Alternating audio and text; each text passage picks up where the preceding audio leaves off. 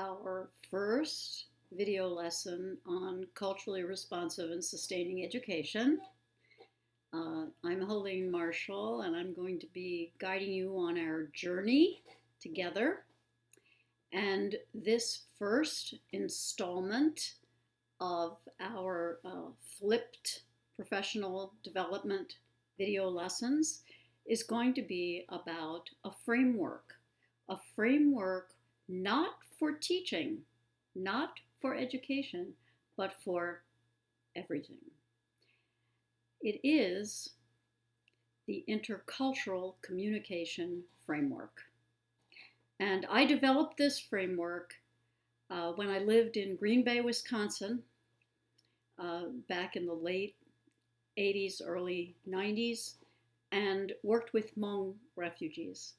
And what I found was that the local residents of Green Bay and the many Hmong refugees who had been sponsored by the Catholic Diocese were just not understanding each other. There was a lot of fear, a lot of ignorance, and I realized that they needed some mechanism to work together and kind of understand each other in a deeper and better way. And so I developed this framework, and we are going together to take a look at the framework. But before we do, I would like you to watch a short clip, and at the end of the clip, I'm going to ask you, what is this person's main point? What does this person want us to do? Right? I'll see you on the other side.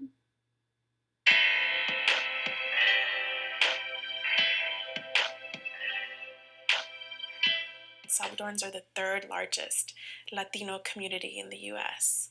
Name a recent story that you've heard about Salvadorans. I think sometimes when people think of Central America, they're thinking of the Midwest, right? Like, that's how little people hear about Central Americans. People don't know where it is, and that is crazy to me. So we need more representation. We need more representation at moments of crisis. We're the ones who need to be telling our own stories. The way that Central Americans are painted in the media is very harmful, not only because it forms people's perceptions in a way that doesn't give a full picture, but also because it harms the way that children look at themselves. So the message that kids are getting now is that as Central Americans, you're unwanted. As Central Americans, you're violent. As Central Americans, you're embarrassing. The fact that we're the third largest group needs to be recognized, and we need complex stories to be told from our points of view.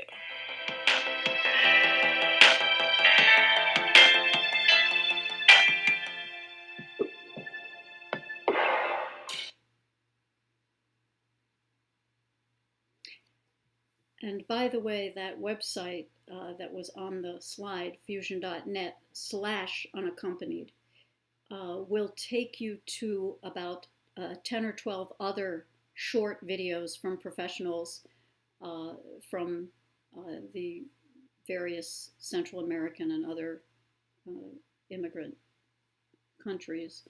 And they're wonderful. I picked this one, but they're all wonderful. Okay.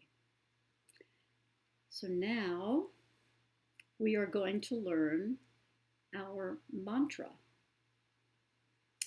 We're going to have a mantra for our culturally responsive, sustaining education. And that mantra is going to be create fertile spaces.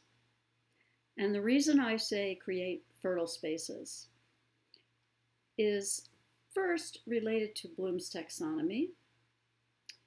Think about the top of Bloom's taxonomy. What's at the top?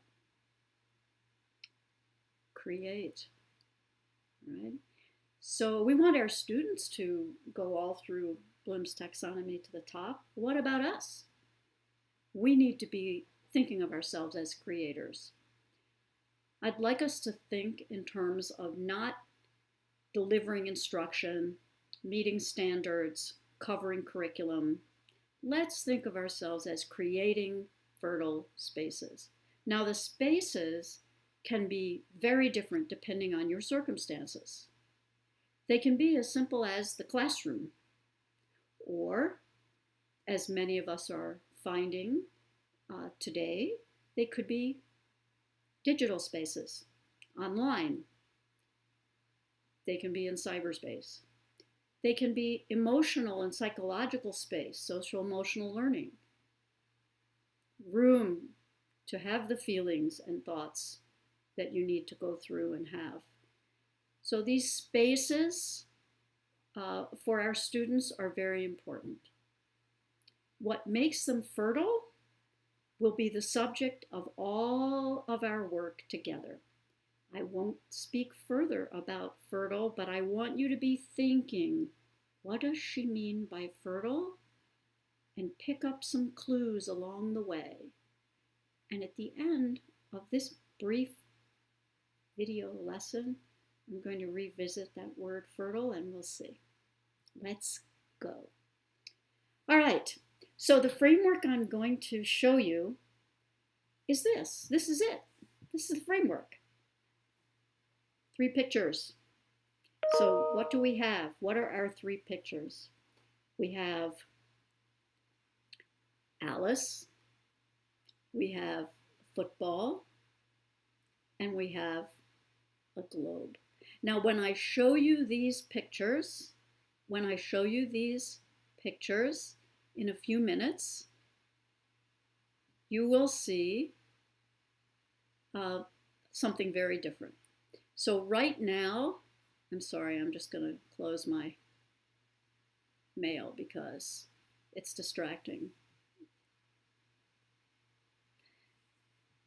When I show you these pictures in 10 minutes, you will be able to recall the entire framework just from the pictures. Yeah, that's what we're going to do. All right, so let's start. So the first picture is Alice. So who are you, said the caterpillar. All right, so think about that. If you're familiar with Alice in Wonderland, caterpillar was kind of weird. I'm going to show you a short clip from the Disney version. And when you look at it, I'd like you to be thinking about who is the caterpillar, who is Alice. Let's go. Who are you? I hardly know, sir. I've changed so many times since this morning, you see. I do not see. Explain yourself. I'm afraid I can't explain myself, sir, because I'm not myself, you know. I do not know. But I can't put it any more clearly, for it isn't clear to me. You? Who are you?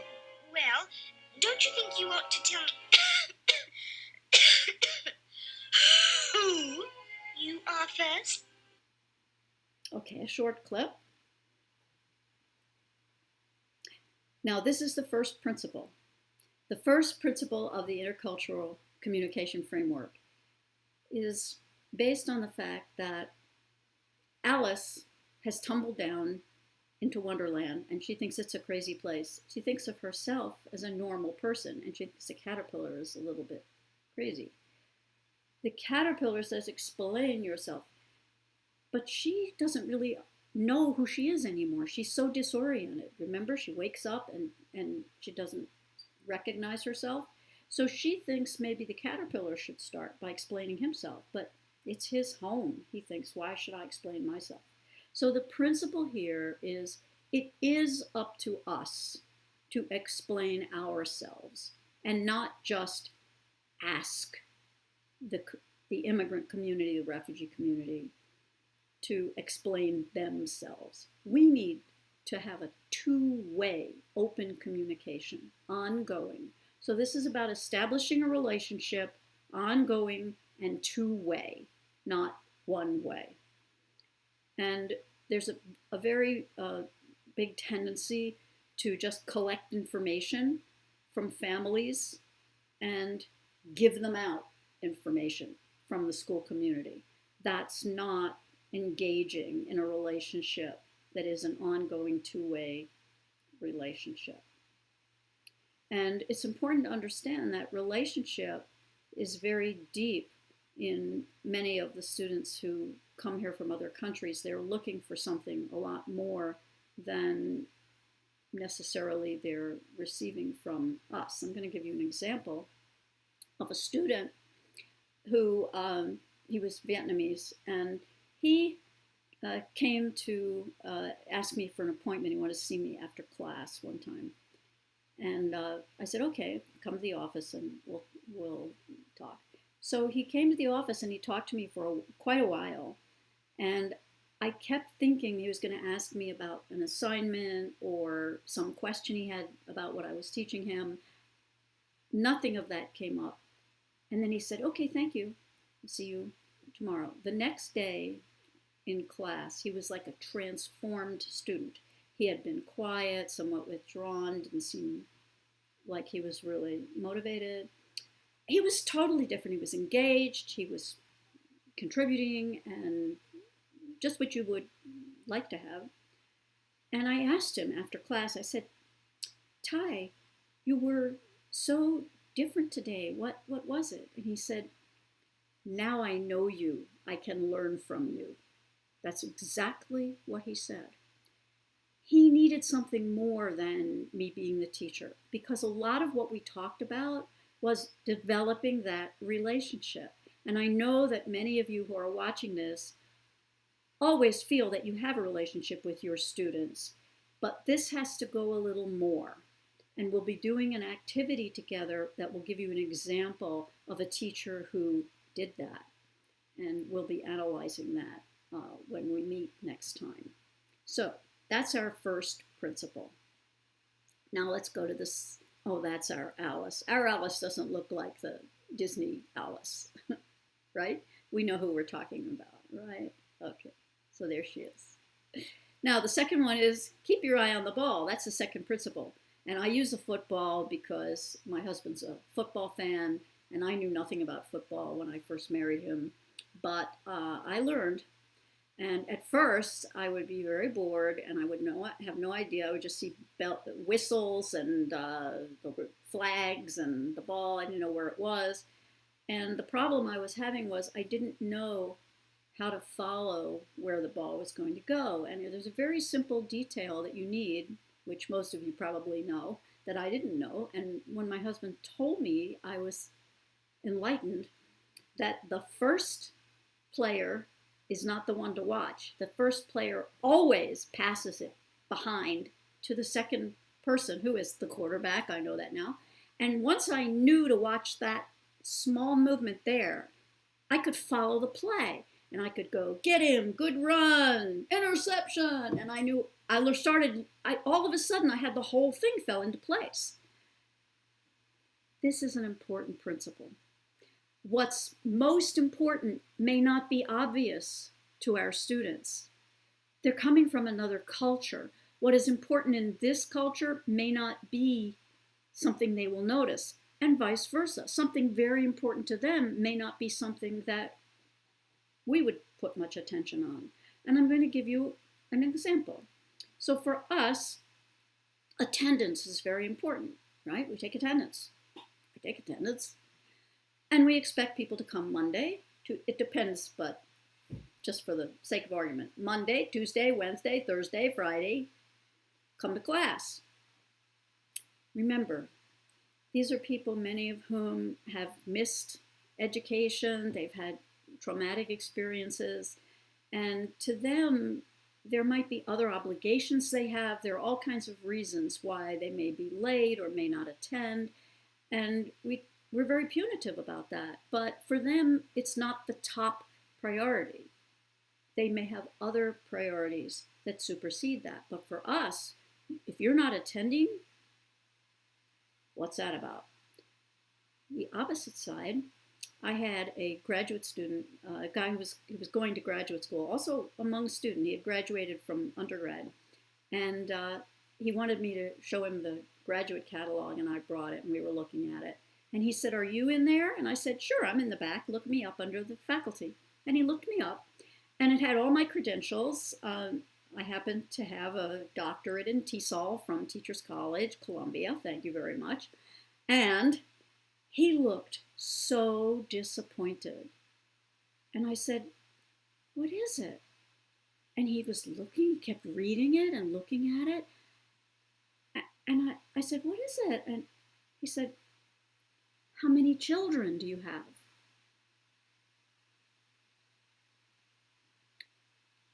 That was what he wanted to know about me. Forget my degrees.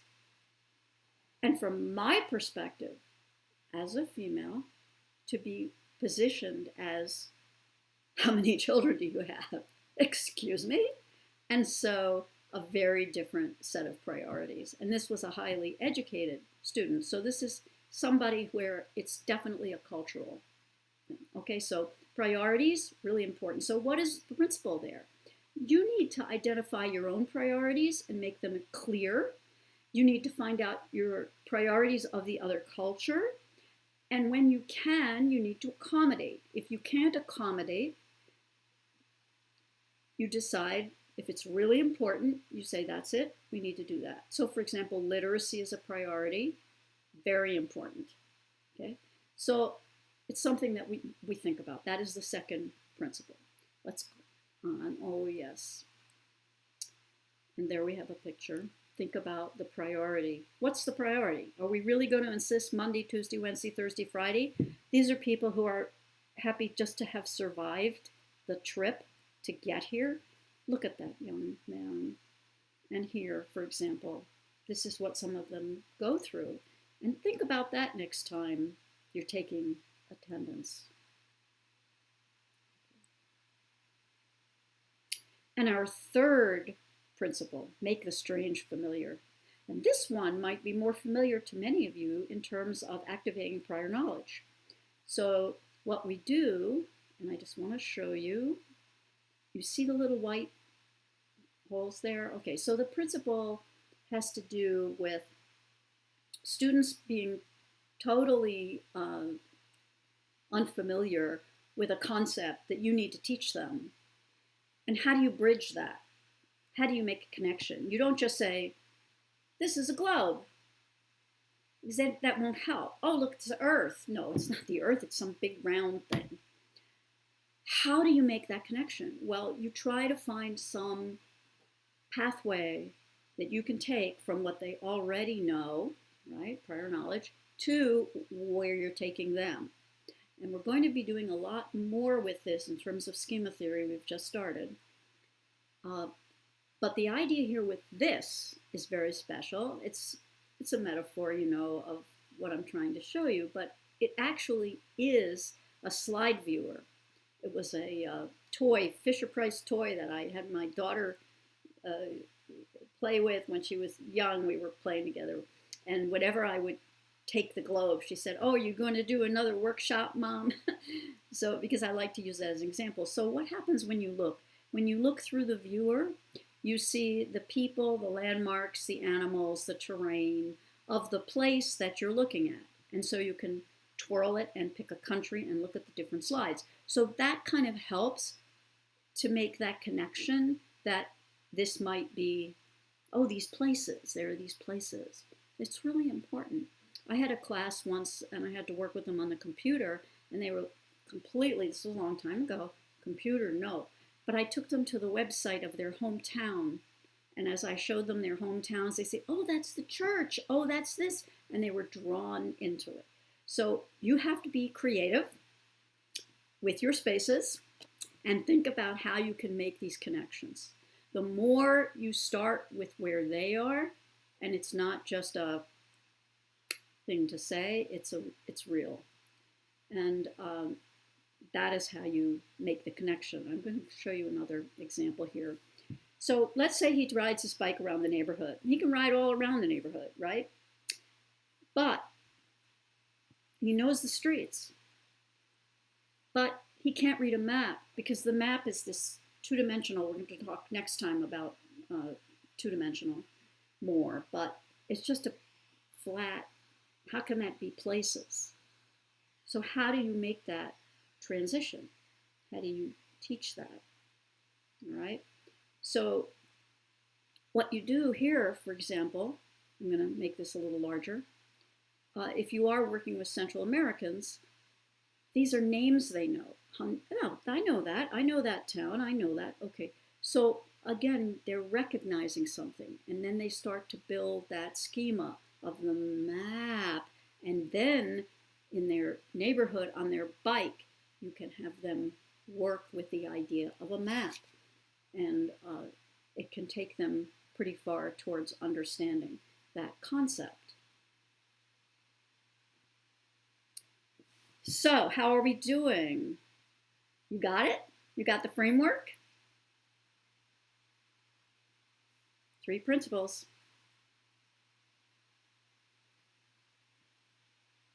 The first, we have to take responsibility for establishing the relationship and maintaining it. It needs to be two-way, ongoing.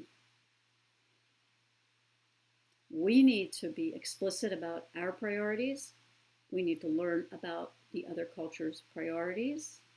We need to accommodate when we can.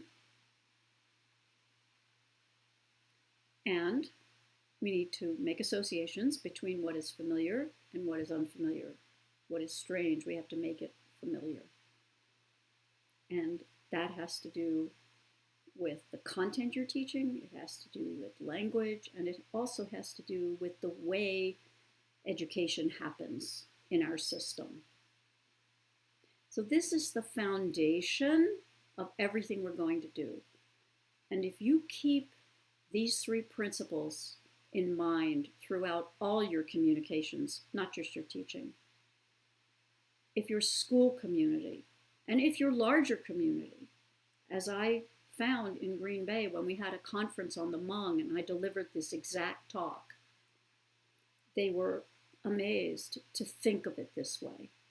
And any small contribution that I might have been able to make in that community through these principles, to bring them together and to go through this process, was very gratifying to me. So now, let's go back and look again at our mantra. Remember? So how do we make these spaces fertile that we're creating? We make the spaces fertile because of the relationship, because of the priorities, and because of the associations. So this is what makes it fertile, the principles of the intercultural communication framework. And now, I have delivered this information to you in a more of an oral transmission way. I haven't really shown you, except for very few words, mostly pictures and anecdotes. I've been kind of chatting with you about it, not very academic. And some of you may have preferred if I just said, here's the framework. And here it is. There's the framework. Step 1, step 2, step 3. Let's look at that, right? It's one slide. I could have just given you the one slide, but that might be the way you learn. But think about your students. They may prefer the way that I presented it initially, and I wanted you to experience learning that way so that you can see 2 very different styles. This is a handout. Here it is. Study it, read it, test tomorrow. Or what about Alice, football, globe? So I tried to use familiar images for you. I tried to establish a relationship with you. You know something about my husband, you know something about my daughter, you know about some of my students, you know that I was in Wisconsin. I tried to get a relationship. It's not two-way because this is a video lesson, but we have other ways to establish the other direction.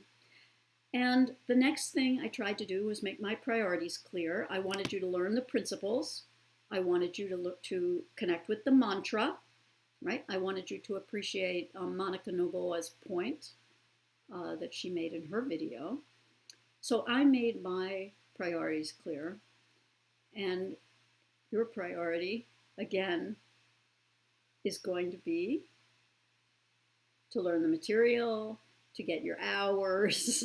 Okay, well, we'll see as we go more about your priorities.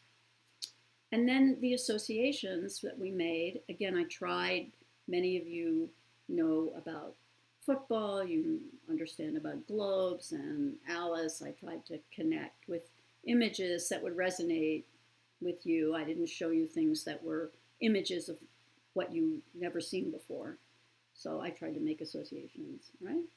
And if you look at the slide here, you can see the word schemata down at the bottom.